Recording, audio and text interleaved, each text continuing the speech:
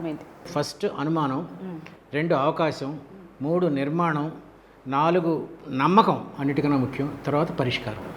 First అనుమానంతో start అవ్వాలి. Okay, మరి స్టార్ట్ చేద్దామా? మరి అనుమానం అంటే ఏంటంటే, నేను ఎందుకు ఇలా ఉండిపోయాను, నాకన్నా డబ్బు సంపాదించలేని వాడి సంగతి చెప్తాను. ఓకే, నాకన్నా తక్కువ చదువుకున్న వాళ్ళు పెద్ద పెద్ద పొలిటీషియన్స్ అయ్యారు, వ్యాపారవేత్తలు అయ్యారు, నేను ఇలాగే ఎందుకు ఉండిపోయాను. ఫస్ట్ అనుమానం రావాలండి. నాకన్నా తక్కువ డబ్బు ఉన్న తల్లిదండ్రులు ఉన్నవాళ్ళు, కార్మికులు, కర్షకులు, వాళ్ళ కొడుకులు కూడా పెద్ద పెద్ద చదువులు చదువుకున్నారు లేదా జీవితంలో పైకి వచ్చారు.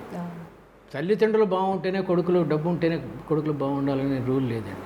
కాబట్టి అసలైన కారణం ఏమిటి అనేది ఫస్ట్ తెలుసుకోవాలండి. దీనికి ఒక ప్రాక్టికల్ ఎగ్జాంపుల్ చెప్తాను. ఈ కుర్రవాడి బయోగ్రఫీ నేను రాశానండి. నేను బయోగ్రఫీ రాయటం ఒక వ్యక్తిది ఇదే ఫస్ట్ టైం. ఓకే, అతనికి అనుమానం వచ్చింది, నేను ఎందుకు ఇలా అయిపోయాను అని చెప్పి.